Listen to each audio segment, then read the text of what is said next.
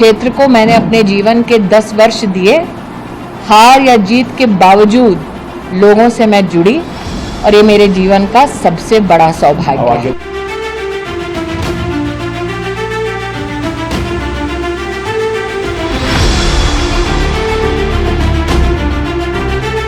अपने तेवरों के लिए मशहूर और मोदी कैबिनेट की कद्दावर मंत्री रही स्मृति ईरानी का ये बयान सुना आपने। कैसे स्मृति ने कहा कि कैसे उन्होंने अमेठी को अपने 10 साल दिए, जो उनके जीवन का सबसे बड़ा सौभाग्य है। वैसे तो ये बयान नतीजों के दिन यानी 4 जून को है, जिसके कई मायने निकाले जा रहे हैं, जिनमें से एक है कि क्या स्मृति ईरानी का ये बयान अंदेशा जता रहा है कि बुरी हार के बाद अमेठी से उनकी सियासी पारी खत्म हो गई है। क्या अमेठी से स्मृति अपना नाता खत्म करने वाली है, और अगर ऐसा हुआ तो क्या स्मृति ईरानी अपना अमेठी वाला घर भी बेच देगी, जहां उन्होंने इसी साल 22 फरवरी को पूरे विधि विधान से गृह प्रवेश किया था।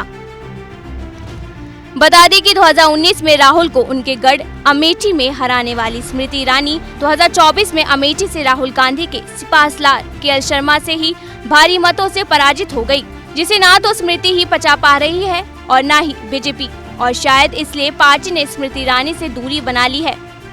तभी तो कभी मोदी सरकार में खास पद रही स्मृति ईरानी मोदी सरकार के तीसरे टर्म के शपथ ग्रहण में दर्शक दीर्घा में बैठी नजर आई। इस बार स्मृति को हार के बावजूद मोदी कैबिनेट में जगह नहीं मिली, जैसे कि 2024 में हुआ था, जिसके मायने लगाए जा रहे हैं। स्मृति ईरानी की इस बार की हार बीजेपी को नागवार गुजरी है। अब तो शहरी विकास मंत्रालय के तहत आने वाले डायरेक्टर ऑफ स्टेट्स ने नोटिस जारी करके स्मृति ईरानी को बंगला खाली करने का निर्देश भी दे दिया है। यानी 2024 के बाद ना सांसद रही, ना केंद्रीय मंत्री का पद और ना ही सरकारी बंगला। ऐसे में ये भी सवाल उठ रहे हैं कि क्या पार्टी अमेठी से उनका बोरिया बिस्तर भी बांधने की तैयारी में है क्या? ऐसे में स्मृति ईरानी क्या अपना अमेठी वाला घर बेच देगी क्या? बता दें कि अमेठी के मैदान मवई गांव में स्मृति ईरानी ने 2021 में 11 जमीन खरीदी थी, जिस पर आलीशान मकान बनाया गया, और इसी साल 22 फरवरी को गृह प्रवेश भी किया, जिसमें प्रदेश के तमाम मंत्री भी शामिल हुए थे। लेकिन 2024 लोकसभा चुनाव में करारी हार के बाद स्मृति अमेठी के घर में रहेगी या नहीं, ये बड़ा सवाल है।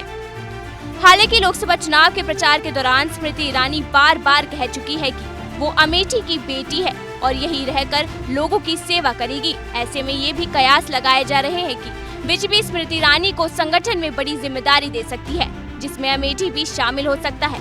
आपको क्या लगता है, क्या अमेठी में स्मृति की सियासी पारी खत्म हो गई है या 2029 में दोबारा मजबूती से कमबैक करेगी? हमें कमेंट करके जरूर बताएं और देश दुनिया की तमाम खबरों के लिए देखते रहिए एबीपी लाइव।